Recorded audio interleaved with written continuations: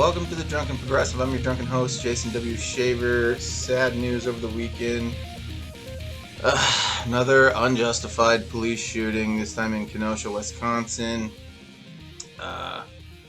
Jacob Blake, this is from ABC News, paralyzed by police shootings. Originally, they thought he died, but it sounds like he might pull through, but it also sounds like he's going to be paralyzed from the waist down. I'm not going to show the video because it's pretty easy to find, and most of us have probably already seen it anyway, but from what I'm hearing, they were called for some kind of fight, and it sounds like Jacob Blake actually was the one to de-escalate the fight before the cops got there. So it sounds like everything was fine until the police got there.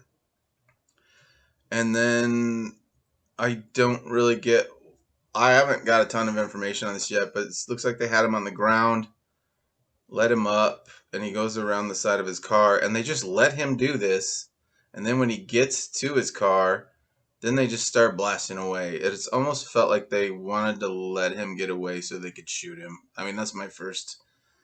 with only having like 10% of the story, but that's like my first instincts when I started watching it, or the first time I saw it. I wish cops would get it through their heads. You're always being recorded, even if you don't have your body cam footage on. We all have phones that all have cameras. You just act like you're being watched, and just fucking use some of your training if you even had any. What else?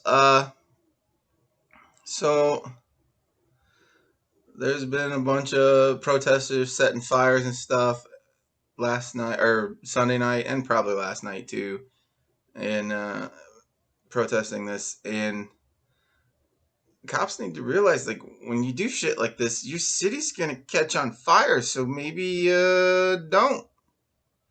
There was no reason to do this. It's just dumb. It's stupid. Just stop it.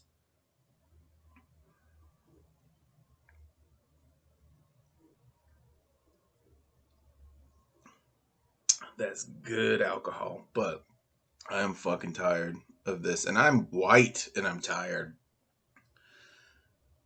So basically, I need to shut the fuck up because I haven't even seen like 1/1,000,000th of 1%